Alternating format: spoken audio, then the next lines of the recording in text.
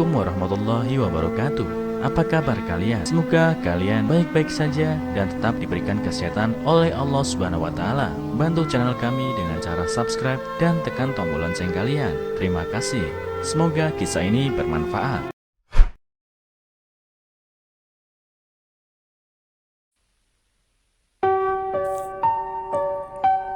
Ayahku meninggal dan meninggalkan rumah untuk ibu tiriku.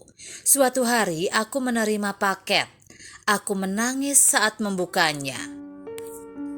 Dikutip dari erabaru.net. Keluargaku dari pedesaan. Ketika aku masih kecil, ibuku melakukan pekerjaan pertanian di rumah, sementara ayah saya pergi bekerja di lokasi konstruksi di kota. Untuk beberapa alasan yang tidak aku ketahui, setiap kali ayahku pulang, dia akan bertengkar dengan ibuku. Aku ingat suatu saat mereka berdua bertengkar hebat, dan kemudian ibuku pergi dan tidak pernah kembali. Ketika aku dewasa, aku baru tahu bahwa ibuku meninggalkan ayah karena merasa ayahku tidak kompeten. Setelah ibuku pergi, ayahku kembali ke rumah dan melakukan pekerjaan pertanian. Ketika aku berusia 15 tahun, ayahku menikah lagi dengan seorang wanita yang memiliki seorang putri. Saat itu, aku tidak suka dengan ibu tiriku. Bukan karena ibu tiriku melakukan sesuatu yang salah, tetapi karena ibu tiriku sangat antusias denganku dan memintaku untuk memanggilnya ibu. Tapi aku tetap memanggilnya bibi. Setelah ibu tiriku datang ke rumah, hidup kami memang menjadi jauh lebih baik. Ibu tiriku sangat cakap. Dia menangani semua hal besar dan kecil di rumah dengan sangat baik. Dan setiap kali kami pulang, dia selalu memasak makanan yang enak. Ayahku juga sepertinya memperhatikan bahwa aku tidak menyukai ibu tiriku. Jadi saat kami berdua, ayahku bertanya kepadaku, "Apakah kamu tahu perbedaan antara bibimu dan ibumu?" Aku menggelengkan kepala. Ayahku berkata, "Ibumu ingin kita bersikap baik padanya, sedangkan bibimu ingin bersikap baik kepada kita."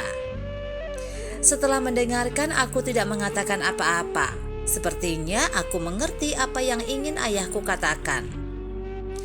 Seiring berjalannya waktu, aku masuk ke sekolah menengah atas dan tinggal di asrama. Aku jarang berhubungan dengan ibu tiriku, tetapi setiap kali aku pulang, dia akan membuat banyak makanan enak. Kemudian aku berhasil diterima di universitas, dan kadang-kadang bahkan ibu tiriku akan datang untuk mengunjungiku. Setelah aku lulus dan bekerja, ibu tiriku selalu menelpon dan menanyakan tentang kondisiku. Kemudian ketika aku menikah, ayahku memberi uang yang diperolehnya selama sebagian besar hidupnya untuk aku membeli rumah. Setelah menikah, aku jarang kembali ke kampung halaman dan sibuk dengan pekerjaan setiap hari. Suatu hari aku mendapat kabar dari ibu tiriku bahwa ayahku didiagnosis menderita kanker.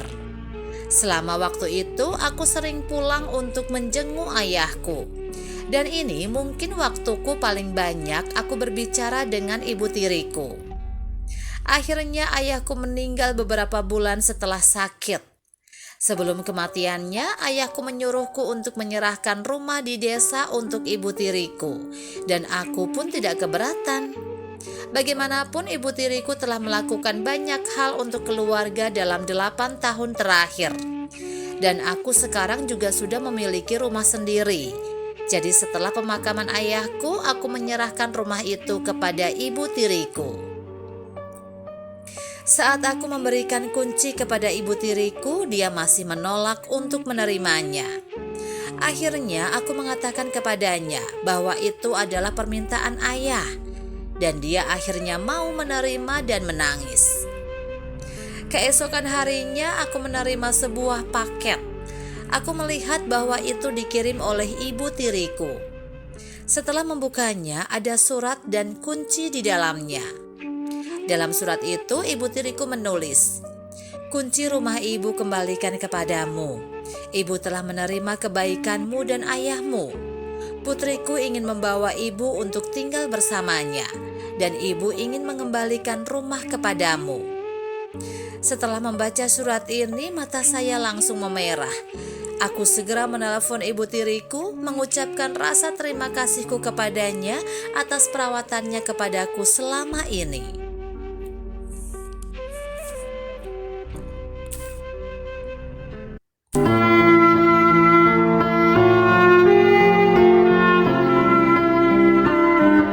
Assalamualaikum warahmatullahi wabarakatuh.